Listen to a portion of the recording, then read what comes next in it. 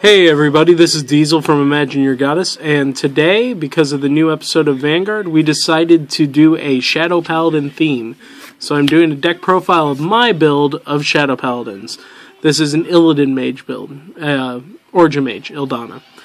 And in order to go into this, I just start with Full Bow. He is the better of the things to play this game, even though there is no PBD or PBO in this deck.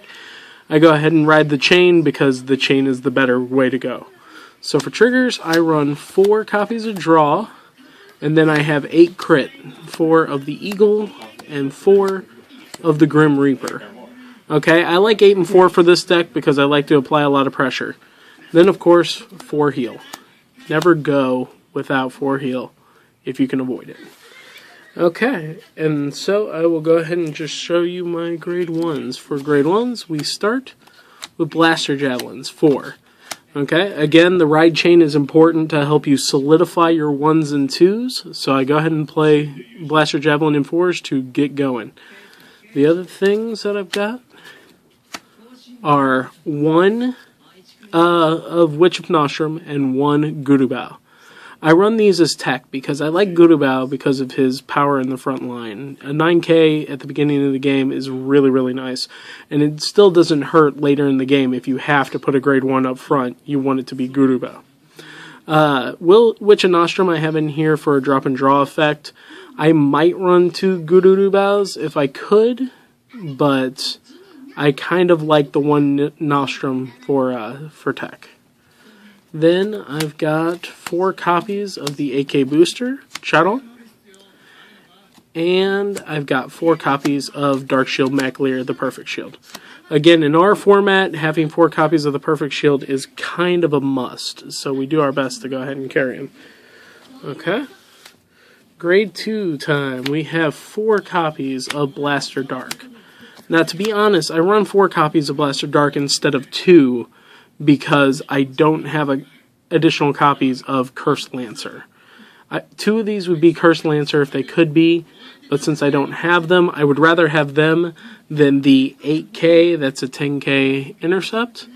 I don't like the defense, I like to go straight on the offense, and having the 9k is better than having nothing. Then I go into 1 Nemain, Skull Witch. Skull Witch Nemain I like as 1 of just to get a little early draw going. I don't want to ride into her, which is why I don't have a lot of them in here. And Illdona also does most of the work. Then I have 1 copy of Cursed Lancer. Again, I would have 3 if I had more. I like being able to do the damage flip because it gives you more opportunities to draw. It's very, very useful. Then I run 3 Rugos. This is purely for power reasons. 10k vanillas give you some really good going on the front, and since it's grade 2, you can intercept. And then I run 2 copies of Darkness Maiden Maka. I love Maka. She sets you up with a good column, solid column, and no matter what, you can always just grab a heavy booster for after you intercept with her, and then put something better in the place of her. She's a win-win. She's 2 counter blasts, but if you've got a Cursed Lancer, you're okay on that. All-around good card in my mind. Finally, we'll get into the grade 3s.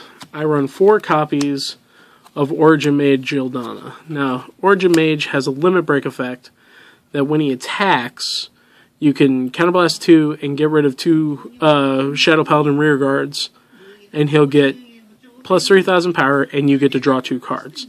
Now, this is essentially a +0, but if you've already swung with the side row, then you don't have anything to worry about. You just go straight into retiring those, getting a +2, and it just helps you cycle better, get more things on the field. Then it gives itself plus 3,000 when it attacks a Vanguard. So altogether, that's a +6 if you're doing the ability. Putting him at 16, and then with any boosters behind him, he is a formidable row, regardless. Then I run 1 copy of the Dark Dictator. The Dark Dictator is, again, just sort of a tech card for this deck. Sometimes you have to do kind of bad rides. It'd be better if I could find some kind of good booster to affect this deck, but I can't, so this is what I use. And then I use 3 copies of Badab-Kar. Since this deck does focus on the retiring of rear guards, I love having 3 Badab-Kar in here because it gives you the ability to re-plus your rows at no cost to you. Just drop the grade 3 in the rear, go ahead and flip it in. The worst part of this deck is if you have to ride into Badab-Kar, but even if you ride into Badab-Kar, you're still getting a +1 onto the field by getting an extra Shadow Paladin going. So in my mind, it's pretty much win-win. Now this deck works okay. It suffers from a couple of flaws, which I'm sure you'll see in play testing later. But I urge you to give it a try. If you like it, let me know. Like, comment, and subscribe on this video. Let us know other decks that you'd like to see. We will probably show you one more Shadow Paladin build and then perhaps a battle. So I hope you guys enjoy, and we'll see you soon. This is Diesel from Imagine Your Goddess, signing out.